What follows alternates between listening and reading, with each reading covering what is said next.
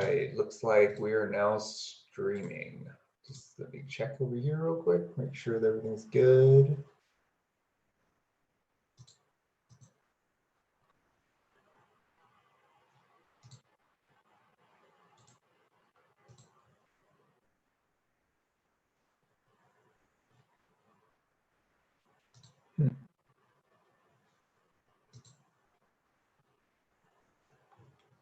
All right, I think we're good. Well, welcome everyone. I'm going to go ahead and give me 1 minute here. So there's a couple ways you guys can interact. One that's going to be a little bit more up to date, a little bit more live. It's going to be through Zoom, and you can join that meeting if you go to the Coast website under resources, go to live stream, and then there's a spot where you can click here to be able to go into Zoom. You'd have to download Zoom. And then once you do that, it's free, and you can join this actual meeting here. And there's a Q&A box at the bottom of the application. And in there, you can type in questions as I'm talking, as the video is playing, and then I have an option to answer each of those questions. So it kind of keeps track of questions, it keeps track of answers, things like that. There's also a live chat function in Zoom that you can interact with. There's still the YouTube function of chat that we used the past 2 weeks. You guys can feel free to use that as well. I'll be monitoring that a little bit less this time around though, just because there is a significant delay between what I'm saying and when it shows up on YouTube, when you guys hear it on YouTube. So thank you for joining. And we'll be wrapping up, at least I'll be wrapping up my portion of the video on biblical counseling. I know that Dan, Mark, and Earl and I are still talking about what it's going to look like next week in terms of we're doing another video, or one of us will be teaching on something else. And so stay tuned for that. Let me just go ahead and open this up in prayer. Heavenly Father, thank you so much for the opportunity to be able to virtually meet and talk about things important to you. Pray that as we finish up this video, as well as our worship e-service this coming 10 o'clock, 10:30 hour, that you'll just be with us, despite the fact that we're unable to gather, despite the fact that we're currently not gathering as a church. I just pray that you'll be with each of us. Help us to continue to minister to those around us. Help us to continue to speak the truth in love, to counsel one another through whatever means available. Thank you again for the ability to do this, to be able to have internet and live streaming and all these tools at our disposal, that we're able to just glorify you through it. In Jesus' name, amen. All right, well, what I'm gonna do is just briefly reintroduce the topic from last week, and then I'll go ahead and play the video. A big thank you to Mark. We're on a different platform this week, and so you'll notice a few different things, right? One, obviously, is the ability to actually join the meeting, the Zoom meeting, or continue to stream it on YouTube. The second thing is that the Sunday school and the worship service is going to be on one link. There's no more switching links. If it disconnects, it'll just reconnect to the same link. And so, no more of that. You have to exit, refresh, and then open it back up. So all those things are now available. There should be less technical issues, but if there are, continue to just hang tight with us as we continue to figure this out. And so last week we talked a little bit about investigation, which is one of the 7 I's that Jim Neuheiser talks about in his Foundations of Biblical Counseling. Specifically, he talked about the preach method. And so the preach method within an investigatory kind of setting is asking questions about someone's physical well-being. That includes exercise data, diet, sleep habits, drug intake, alcohol. And when he talks about drugs, he's talking about both illegal and over-the-counter medication as well as prescription medication. We'll camp out a little bit on that, and I'll circle back to that in a second. He talked about asking about resources. What are their network of friends? Are they biblically based people who love the Lord, or are they more just fair weather friends? What type of friends are we talking about? Emotions, how they're doing emotionally. Are they responding emotionally? And if so, emotions, what are they? How do we look at emotions? Actions is the A in preach. What are they doing? How are they reacting? Conceptual is the C, which is what do they believe? Because what we believe affects how we act. And then lastly is historical. Is this an ongoing behavior? Are there other indicators of a past history of reacting a certain way, and this is just part of a cycle, or is this something new? And so when I play the video, he'll talk about each of those points in his own words. And from there, what I'm going to do is camp out a little bit on, unless you guys have more questions, camp out a little bit on the medication. Now, at some point in the series, if we get to it, Jim Neuheiser actually has somebody come in who I believe is a psychiatrist, medical doctor, who will talk about medications, her views on medications, things like that. And so this will be covered more in depth, but I do want at the front end to talk a little bit about it, give us a little bit more background on what psychoactive medications do, what they are, how to think about them, how effective they are, what makes them different than, say, hyperthyroid medication, all those things. For a lot of us, medication is new, and not only is it new, but a little difficult to understand. And so reiteration, talking about it more is only going to help us. And so I'm going to go ahead and stop my screen as well as mute myself, and then I'll share the video. And once that happens, just the video should play without any hitch. If there are any issues, I'm sure I'll be told about it. So I'm going to go ahead and stop myself here.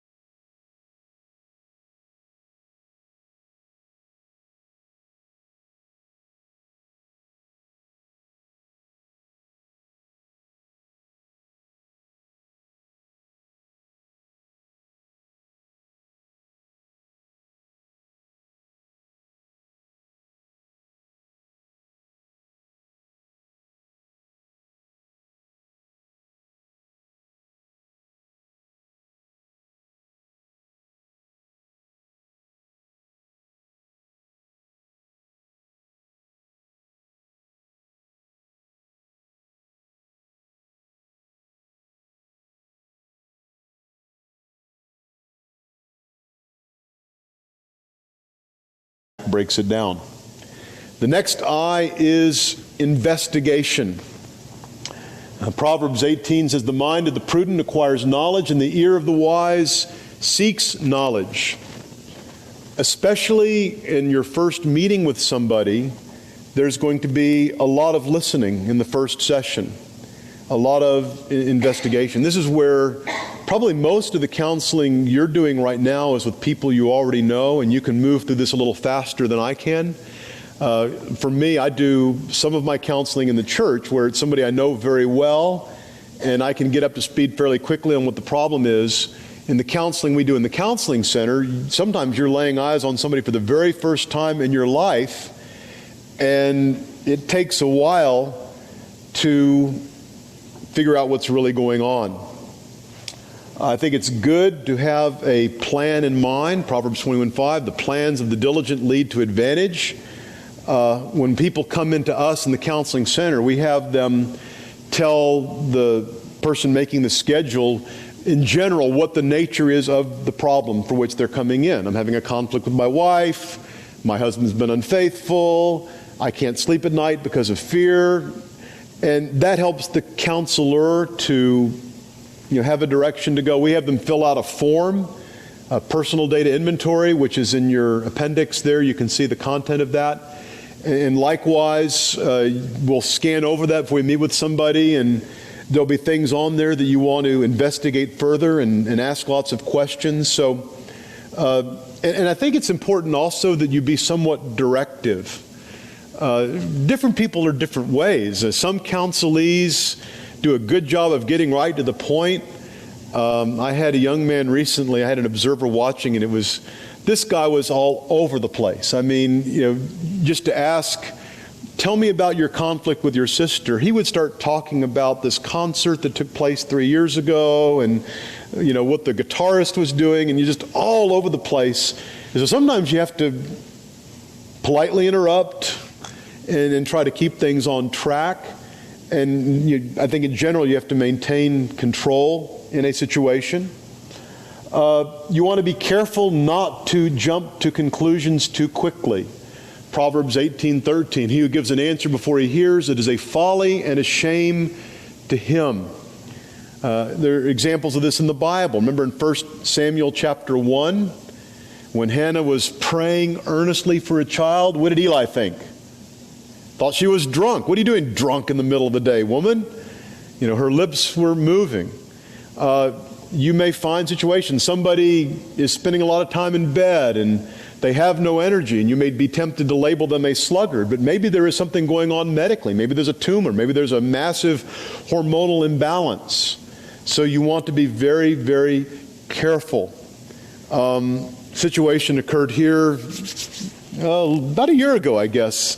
A couple were in the office, and I knew there had been a problem of abuse, and the wife has a black eye, a big old shiner. So I bring them in, and I'm trying to be self-controlled because I'm offended at what must have happened. And I said, "Sir, can you please tell me how your wife got that black eye?" And he answered, "Well, she got the black eye when I threw my cell phone at her and I hit her in the eye." But then she chimed in, "Yeah, that was right after I'd run over him in the car and broke his leg." So I'm not making that one up. So be careful not to jump to conclusions.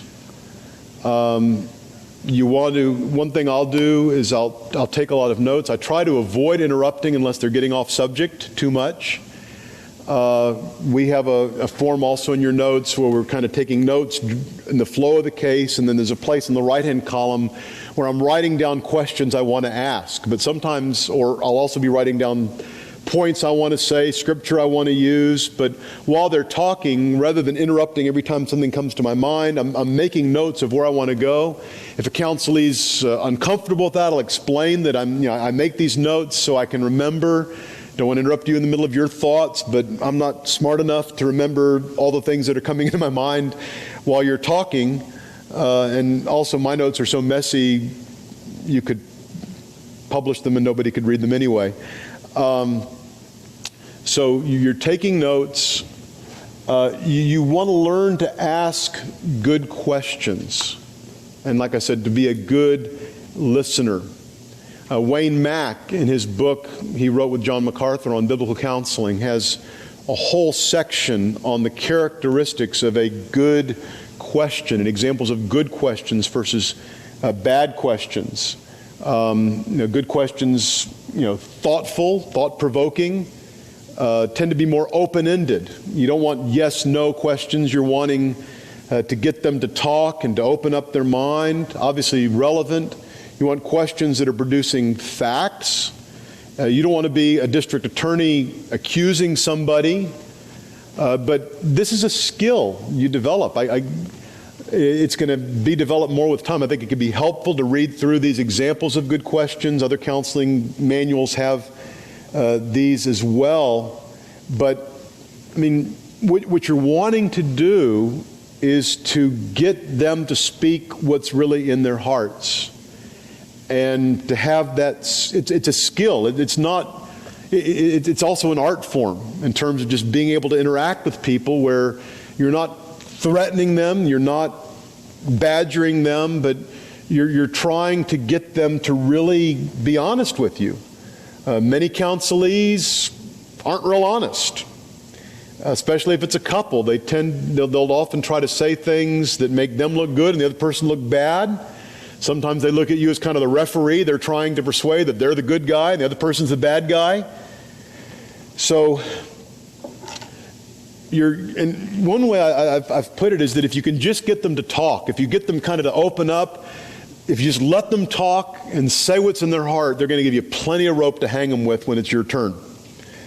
And I'm not saying that in a malicious way. I actually mean it in love, that I want them to say what's really in their heart so I can know what's wrong. If you're a physician of the soul, you want to know where the disease is so that you can apply the cure. One memory tool that some use used to be peach, and then they added the R, so now it's preach. Somebody else added another letter on the end, D, so it's preached if you want to add the D. And Wayne Mack also has this as well. But different categories in which you want to ask questions depending on the case. Physical questions. How much sleep do you get? Do you realize how hard it is to counsel someone who hasn't had much sleep? Do you realize how messed up people's thinking can become when they have not had much sleep? The fact that they can't sleep at all, there could be physical causes. One guy was downing espressos late at night, and no wonder he can't sleep. He's loaded up with caffeine.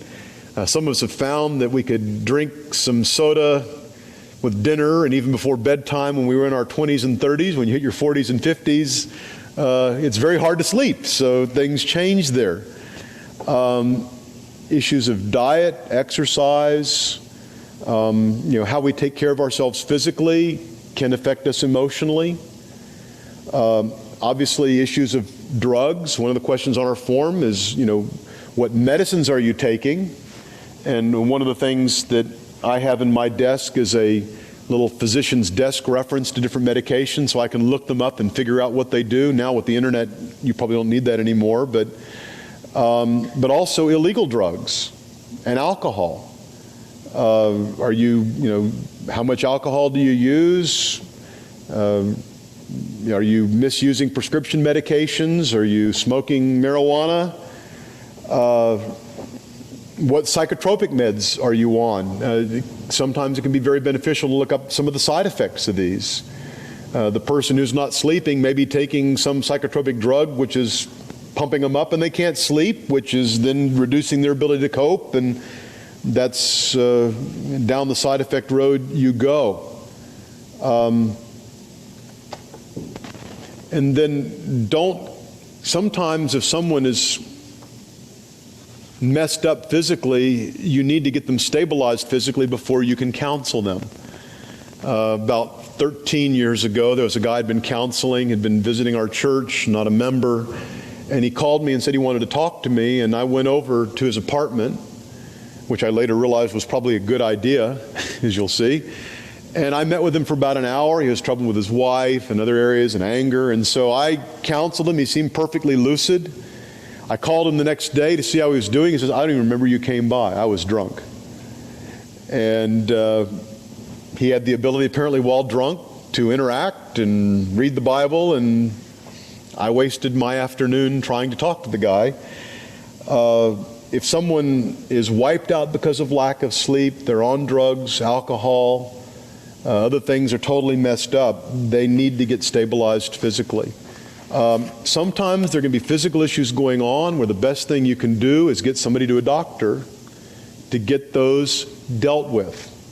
Likewise, there can be physical issues which contribute. The body and the mind are not two separate entities totally, or the body and the soul are not two entities totally separated from each other. That what's going on with one affects the other. David, when his soul was guilty, his body was all messed up, that he couldn't rest and was miserable physically.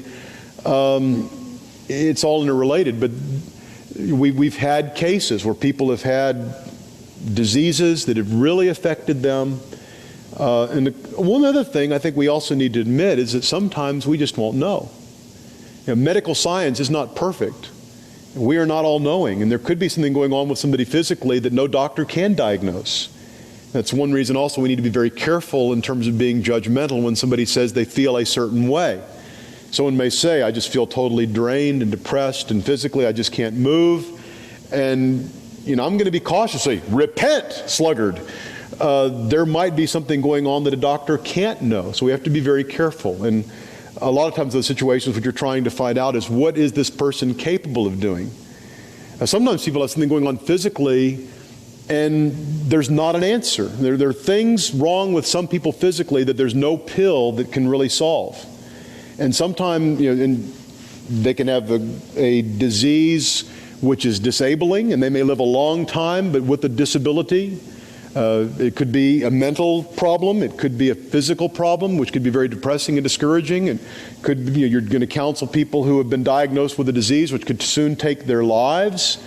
But as biblical counselors, we can still help them. The Bible teaches us how to respond to great and overwhelming trials. And so even for a person and their mind is going, man I knew in his 40s, getting Alzheimer's way young, and to teach him, how does a believer cope with this? How does a believer deal with this? People who have had other brain diseases where the brain is imagining voices, and you think you're hearing things. They actually literally hear voices. They think it's God telling them to do things. And there may or may not be a medication you can take to make the voices go away, but you can teach that person how to learn to trust the Bible, to learn to trust the people who love them, and to mistrust these strong feelings or even these voices they think they may hear. And anyway, so physical is part of it. Again, that's Laura's expertise. Resources. What help is available to this counselee? And I mean in terms of, very, very importantly, church. I really don't want to counsel a professing Christian who's not going to church. And hopefully they're in a good church. Now, when they come to us at IBCD, if they are in an evangelical church, we encourage them to stay in that church and to go to the leadership and to try to get the leadership to participate with them the way they should. I have had some of our observers, when the counselee leaves the room, say, why don't you tell them to come to our church or some other church? We don't want to be taking people from other churches which are evangelical, even if we may think there are churches that would do a better job. What we hope will happen is there may be a case where we team up with the church and they get exposed to biblical counseling and we can help them. Sometimes what happens is the counselee goes to the church and says, well, I'm getting this biblical counseling, but my counselor says that you guys should be involved in discipling me long term. And they say, we don't do that. And then the counselee determines, maybe I might need to look around to some place where there are shepherds who take care of sheep instead of drawing crowds. So they need to be in a church, and we want to be working with the church if they're not in our church. But then godly friends, for accountability, for prayer, for encouragement. Family, sometimes for material support, protection, accountability. And of course, most importantly, are they believers? Do they have the resource of the Holy Spirit in them and a respect for the Word of God? Emotional. This really gets to their emotional state. We have people circle different things in terms of you feel this way, or does this characterize you? You know, is a person dominated by fear or worry? Are they anxious? Is this person dealing with bitterness, loneliness, depression, anger? Now, we don't directly go after the emotions. We want to treat what's in the heart that's causing the emotions, but the emotions can be like a smoke detector. You know, the smoke detector goes off because there's a fire somewhere. And when the smoke detector goes off, you don't hit it with a hammer just to make the noise go away. You find out where the fire is. You know, in Cain, in Genesis 4, even says he was hot with anger. His feelings of anger were indicative of a heart which was wrong with God and in rebellion, and so that heart needed to be dealt with. A is action, really referring, what are they doing? You need to be prepared to ask questions that you may be a bit uncomfortable asking. Depending on the situation, but, I remember one guy I was meeting with, and his marriage wasn't going very well, and it turned out he was having an affair. And months later said, well, if you would have asked me 2 months ago, I would have told you. Well, I had sat there and asked him, are you okay? Are you walking with the Lord? Is anything wrong? And he didn't answer. So, but if you would have asked me directly, I would have told you. But, ask the kinds of, are you involved, a young man? Are you struggling with porn? Are you struggling with lust? How much did you have to drink? Specifically, how many of these or those? Have you ever attempted suicide? Has there been cutting? Has there been, with a couple, I'll ask specifically the question when they're fighting, has there ever been any form of physical abuse, any form of angry touching that may have taken place?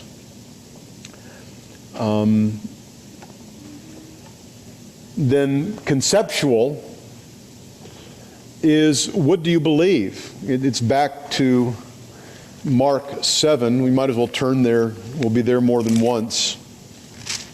But Jesus says in verse 18, do you not understand that whatever goes into the man from the outside cannot defile him, because it does not go into his heart, but into his stomach and is eliminated? He thus declared all foods clean. And he was saying, that which proceeds out of the man is what defiles the man.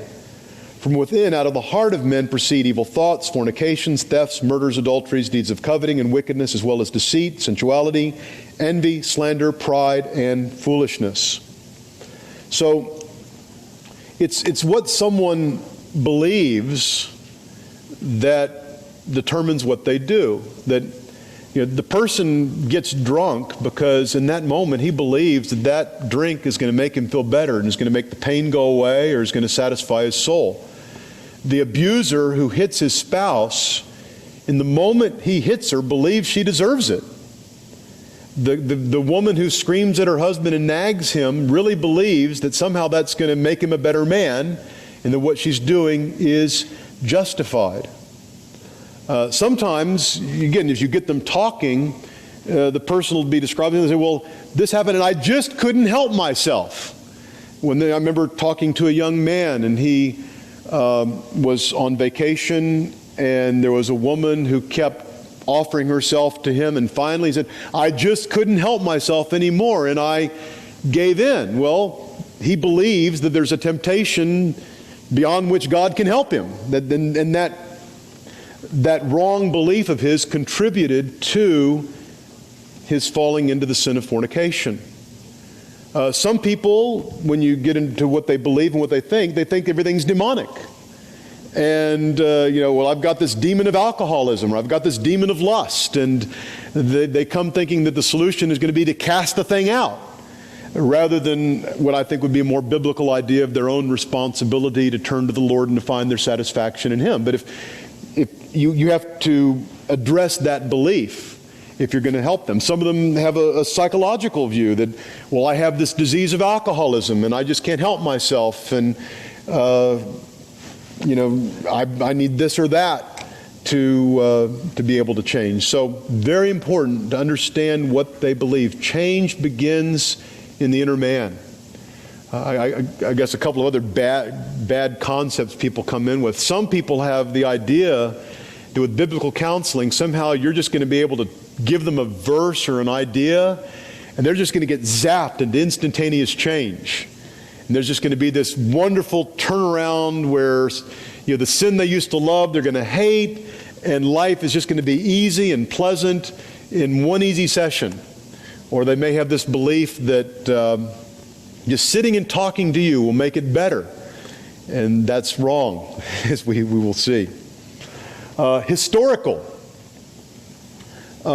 patterns. Had a man come in who had left his wife, run off with a girlfriend to Mexico, blown all of his wife's money, drinking binges, gambling, and comes home, hat in hand, wants to be let back in again, and learned that over 15 years of marriage, basically the same thing had happened 4 years ago and 8 years ago. And so the aspect of that pattern is significant. You know, someone with depression. Some people go into very deep depression, and one individual, 2 years ago, 8 years ago, and now, and it's when he faces a particular crisis in life, when something really big happens, he would become obsessed with it and just sink down into a virtually non-functioning depression. But we're not Freudian in the fact that we're looking at what happened to you when you were 3 years old determines who you are as an adult. But the past does have some significance. Sometimes the history may involve unmet obligations. The wife you abandoned, and your 3 children that you need to provide for. Had a lady come in, and she had a couple of years earlier spent up a huge bill on her credit card and then claimed it was stolen. And so she had issues from the past with which she needed to deal. So getting a historical perspective on whatever problem they're bringing you can be very important. And then the other one that was added on is by Wayne Mack is desires. It kind of fits with the emotions and the concepts, is that what do you want? What are you longing for? What would it take to make you happy? One of the questions we'll often ask early in counseling is, are you prepared to do whatever God wants you to do? Are you prepared to conform your desires to His?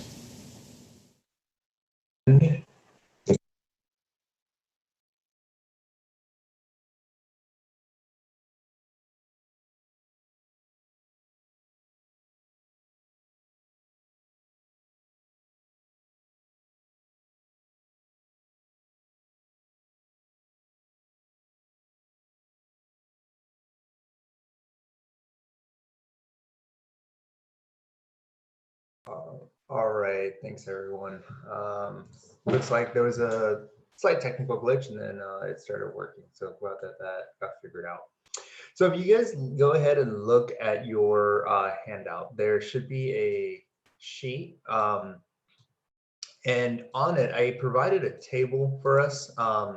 The table has different categories of drugs. And feel free here, guys, if you're on Zoom to interact, ask your questions, and I'll answer those as that comes up. But the material I kind of set up for today is talking a little bit about the physical portion, right, of Preach, and specifically the drugs. And so just giving a little background on the type of drugs that people can have or are taking. Specifically, we're talking about psychoactive medication. And so the term psychoactive refers to chemical substances that are designed to enter brain tissue from the bloodstream and cause changes in moods, thoughts, emotions, and behaviors. You'll also hear other terms like psychotropic medications or psychiatric medications. And they're all synonymous. They're the same in terms of what they mean as psychoactive. And so in terms of the most common types are on that table, right? So you have your antidepressants, mood stabilizers, other things like that. Things that for example, in antidepressants, there's Prozac, right? That's a term that's thrown around a lot. Zoloft is a term that's thrown around a lot. And so those are just the different available drugs that's paired up with those specific categories. You guys can take a look at those on your own time. And so each of these um, have their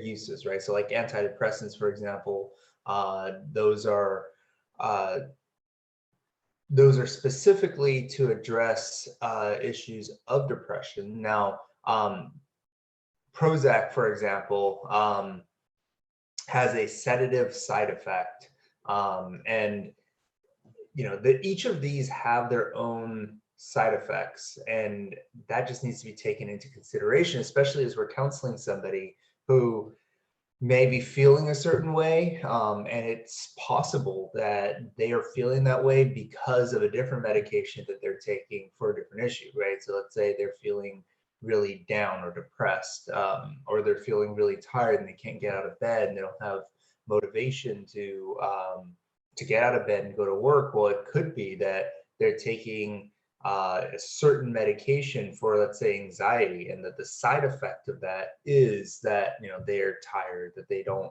want to get out of bed, whatever it is. Those things need to be considered as we're talking to people, as we're interacting, not even in a just formal counseling setting, right? Again, all of this applies to a calling that we all have, which is to speak the truth in love to one another. Well, we can't speak the truth in love if we're simply trying to speak the truth, but not really knowing the reasons and the background of why somebody is possibly responding the way they are, why somebody is the way they are. So getting to know all these things is important, because somebody may not be in intensive biblical counseling, but they may be coming to you for advice, and they're letting you know, hey, I've been feeling a certain way. You don't want to be like what Jim Newheiser says, just slam them with a verse and call them a sluggard or something like that. And so part of this is the question of, how do these medications actually work? Do they treat a chemical imbalance, right? If somebody's depressed, if somebody's anxious, if whatever is there a real chemical imbalance? What's going on? How do these drugs work? And so again, like I said, this is going to be talked about in depth at a later session if we get to it. But to familiarize ourselves and part of the conversation of talking about understanding where people are at, I think this is important. And so, before I start, obviously the brain is a complex thing, right? And I'm not an expert, and I don't plan on us becoming experts of it, but to have a broad understanding of how the brain works, how these medications affect it, and if it's effective. All those things are important for us as we consider our daily lives with each other, interacting with congregation members, interacting with people from the outside coming in, interacting with people at our workplace that may come to us for advice, saying, hey, I know you're a Christian, I've been looking into it, I have all these issues, how would a Christian respond? All these various things that come up, we need to be able to understand where people are coming from. And so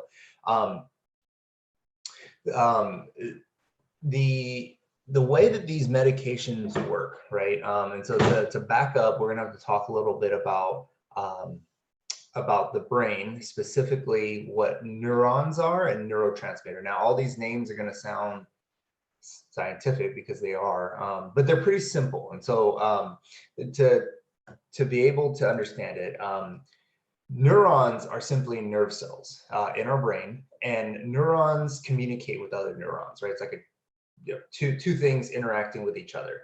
Now, as they interact, the way that they communicate is going to be through what's called neurotransmitters. And so at the end of a neuron, what's going to happen is it's going to release neurotransmitters, right? These tiny little chemicals.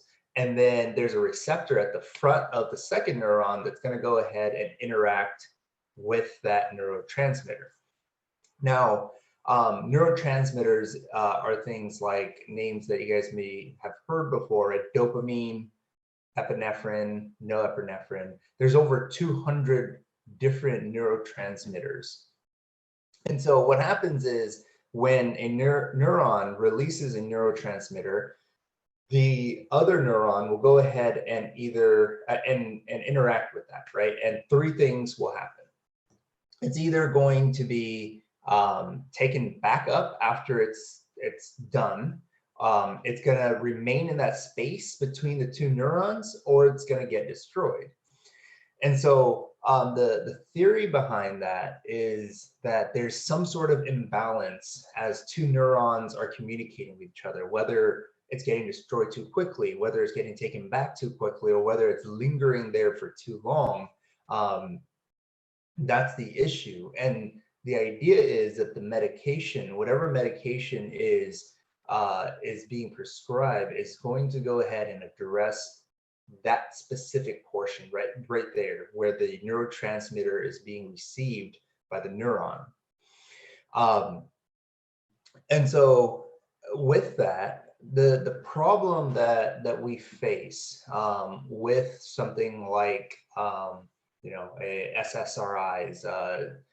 serotonin, selective serotonin receptive inhibitors, or all these other type of psychoactive drugs, the difference between them and something like hyperthyroid medication is the inability for us to actually measure neurotransmitter levels. And so what that means is, for example, if you have somebody with hyperthyroidism, you can directly measure the low amount of thyroid hormone. And then when the medication is given, you can then physically see and measure the increase in their thyroid hormone. And so there's a cause and effect ability there. The thing with psychoactive medications is we can't actually measure neurotransmitters. We can't measure neurons. We can't do any of that. And so you can't draw the same type of conclusions of the impact of psychoactive medications. It doesn't mean that they don't work. It simply means that there's less certainty on how effective they are, and if they work in the way that we think that they work. And so Dr. Emlet, for example, summarizes, at best we can say that these drugs modulate or change neurotransmissions in some way, and that seems to be associated with symptom reduction in a statistically significant portion of those tested in clinical drug trials. What he's saying is, you can't say that that's what they do. All you can say is, yeah, there's some sort of correlation that seems to indicate that the drug affects neurotransmitters and that there seems to be a reduction in symptoms. It seems to help people in a way that is considered statistically significant. Now we're going to go into that in a little bit, but again, you can't draw the same kind of conclusions that you can with other medications. It's much more vague. And so really what we're trying to say is that it's unproven that they actually treat any sort of chemical imbalance, but that they simply affect our neural networking and the neurotransmission in some way. And so in terms of effectiveness, right, there's research out there that says that about 70% of patients depressed patients responded to psychoactive drugs in a way that reduced their depression.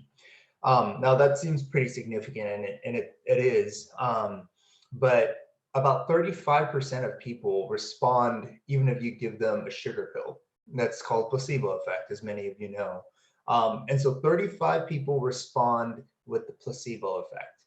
That means if you take 70 minus 35, 35% of people responded with reduction in symptoms, which means 35 people have no reduction in symptoms at all. So you have 35% placebo effect, 35% no reaction, 35% positive reaction. What that means for us is that while that is moderately impactful, it's definitely not a magical cure, right? It's not treating it the exact same way as increasing thyroid hormone. there's something going on that we don't know, and it seems to work in 35% of the population, which is a good amount, but definitely not a majority of people responding to it. And so that's definitely interesting, because you have to then weigh that, right? Individuals, us, also counselees, each other, we all need to weigh the cost of the effects, the side effects that's involved, the cost of addiction that could be involved in using drugs. All those things need to be taken into consideration, and all of this is for us to have a better understanding of that. So along with the question of effectiveness of psychoactive drugs is how it's compared to counseling without drugs. And that's important. That's an important question, right? So yes, 35% of people respond with a reduction in symptoms to depression when they take depressive psychoactive drugs. Well, what if they didn't take it and they had counseling instead? Now, one of the areas that I feel like is lacking in biblical counseling is hard data. We don't have very much research into effectiveness of biblical counseling. That's something I know, for example, Southern Seminary is doing with their doctoral programs, people doing research and demonstrating biblical counseling versus drugs versus psychotherapy. How effective is biblical counseling? We don't have much data on that, but we do have a lot of data on secular counseling, on psychotherapy. And it would seem that psychotherapy is about as significant as taking drugs. That is, about 35% of people show a reduction in symptoms outside of the placebo effect when they're getting counseled. So no side effects, right? At least no direct physical side effect from counseling, and yet there is a reduction in symptoms as well. Now, one of the things that is shown is that medication seems to have faster reduction in symptoms. That means if somebody is extremely anxious or somebody is extremely depressed, that taking medication will reduce their symptoms faster than, say, counseling, which will take a long time to process. Now, there are studies that show that both of those together, counseling and medication, will have a greater effect than simply medication or simply counseling. Again, that's psychotherapy, that's secular counseling. We're not talking about biblical counseling when we're talking about that. So a few comments on that, a few thoughts on that. One is, what are we trying to achieve? And last time we talked about the analogy of a crutch, right? And not in a derogatory way, but in a real way of what a crutch is designed for. Sometimes medication is necessary to be able to reduce symptoms to the point where somebody can effectively receive counseling. If you can't get out of bed, if your brain, if you watch videos, just go online and watch major depressive symptoms. Some people will have such slow cognition that their words will be slurred. They're not even able to process what you're saying very well. Just like people with mania are moving so fast that they can't hear you. And so there needs to be some sort of reduction in symptoms for them to be able to actually actively communicate, actively participate in counseling. And medication may very well be necessary for that. But in the same vein, what we don't want is simply to encourage people to reduce symptoms, because that's not the point of biblical counseling. That's not the point of it at all. What the point is sanctification. The point is helping people to be more like Jesus, no matter where they're at, no matter what type of issues they're facing. It's being able to walk out in faith, right? Jim Newheiser talked about people with schizophrenia. Now, if reduction in symptoms is all that we want, then we can't really help them, right? So, for example, let's say somebody that's struggling with cancer. We can't help them with the cancer, but we can help them respond biblically. Just like somebody with schizophrenia, we may not be able to address the voices, we may not be able to address the images that they see, but we can help them think in a biblical manner, be able to walk out their faith. And that's the point of biblical counseling. And with it may come a reduction in symptoms, but again, not the main goal and purpose. What is God trying to teach me, right? Whoever it is, through the trials that he's given. And again, this doesn't mean the medication is off the table. It does mean that that we need to determine, each of us individually. Again, don't counsel your counselee, don't counsel your friend to take or not take medication, but it is good to help people to think through it. You can talk through what you would do, right? What you're thinking in terms of medication, and that involves being educated on those things. And so wisdom's needed to determine if medication is being used by an individual as they pursue Jesus to become more like him, or simply used to numb the pain. That's important. That's an important delineation. Is somebody taking medication because they know that without it, they're in a state where they're not able to pay attention, they're not able to sit in church, not able to read the word, and they're taking the medication knowing I'm going to take it for some time to be able to get to the point where I can get off of it and be able to focus on Jesus? Or is somebody just taking it to numb away their pain, and they're just putting a good word on it or something? One way to look at it is too much suffering is a hazard to spiritual growth, and too little suffering is a hazard to spiritual growth, right? Similar to what we just said, but too much suffering could cause us to be distracted. Too much suffering can cause us to not respond, not be able to focus on Jesus. And then too little suffering, when we're having such a great time that we don't even notice who God is, right? That's part of what has happened in a lot of the world around us, in America specifically, where we're living in such prosperous times that we fail to see our need for God. Whereas people who are suffering more turn to Jesus, and it's partly because they see a need for it. Whereas when we think that we have everything we want, we have all the money we want, the food we want, shelter, clothes, we tend to fail to see the need for Jesus, and that's part of that, and that's physical. Now we're talking about the emotional and spiritual pain, suffering that's involved in things like schizophrenia and things like depression, and that comes into play as well.